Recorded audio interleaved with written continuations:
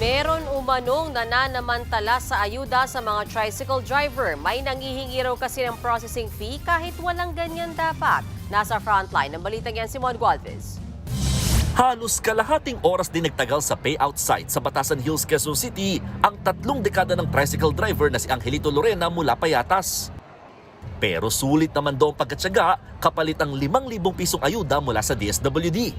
Pagkatanggap ng pera, diretso muna siya sa misis na siyang operator ng minamanehong tricycle. Sinundan namin ang mag-asawa papunta sa gasolinahan para ipa-full tank kaagad ang kanilang kabuhayan. Umabot sa halos 700 ang nagastos nila rito. Mahirap pag walang gasolina eh. Oo, kasi malang gasolina eh. Pag naubusan ako ng pera, wala nang panggasolina. Puro sa pagkain, baka mahirapan na kami kasi wala nang pera. Napansin namin, bit-bit na rin nila ang bill sa kuryente at tubig. Ito ang sunod nilang binayaran sa halagang 1,800 pesos. Total may pera na din naman kami, hawak ko na yung bills. Bayaran ko na para hindi ko na siya iisipin.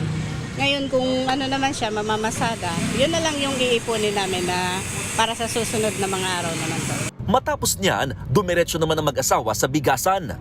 Nakabili sila ng kalahating kaba ng bigas at isang tray ng itlog sa halagang 1,600 pesos. Suma total, umabot sa 4,100 pesos ang nagastos nila. May natira pang 900 pesos na pandagdag na raw sa gastusin sa bahay. Para sa aming mga tricycle driver, malaking tulong po siya kasi bukod sa magkakaroon ka ng pang full tank na gasolina, may pambigas ka pa, may pang pamilya pa. Halos ganito rin ang sagot ng ibang tsuper na nakausap namin sa tanong kung saan nila gagastusin ang nakuhang ayuda. Yung 3,000 nilalaan sa gas, yung 2,000 sa gamot saka sa bigas. Bahay, pang-ulam, pang-bigas. Sasama na rin po pang budget ng gatas ng apo po. Ang baon araw-araw sa school. Dagdag upa sa bahay. Nauna nang sinabi ng DSWD, hindi naman exclusive para ipambili ng gasolina ang nakuhang pera. Ako naglagay nito. Ito galing sa taas. Alam ko dyan. Pero hindi lahat agad nakakakuha ng ayuda. Gaya ng 71 taong gulang na tricycle operator na si Nanay Dailinda Berondo. Reklamo niya, nasa listahan naman ang kanyang pangalan. Yun nga lang, hindi siya pinalusot dahil walang maipakitang driver's license. May pangalan ako. Ayaw pa nila ibigay. Sa anong dahilan? Ano to? Lukuhan? Nauna nang nilinaw ng DSWD, hindi kasama ang mga tricycle operators sa ayuda. Maliban na lamang kung nagmamaneho rin sila mismo ng tricycle o mga itinuturing na driver-operator. Binigyang diin din na ahensya, bawal ang proxy o kahit authorization para kunin ang ayuda. Sa panayam sa programang Sa Totoo Lang, inireklamo ng samahan ng tricycle drivers at operators sa bansa ang nabisto nilang mga nananamantala sa bigayan ng ayuda. Kahapon sa po yun, no?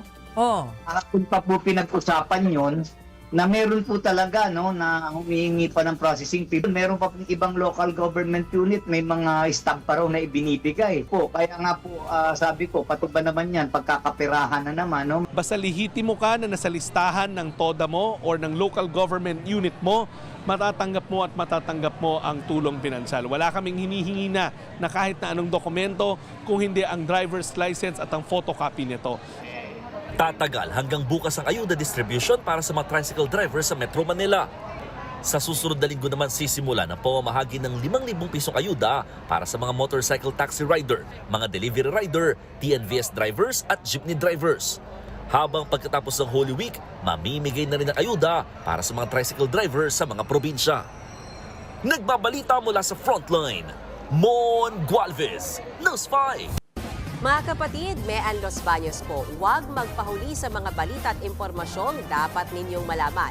Para sa mas malawak na balitaan at diskusyon, mag-follow at mag-subscribe na sa social media pages ng News 5.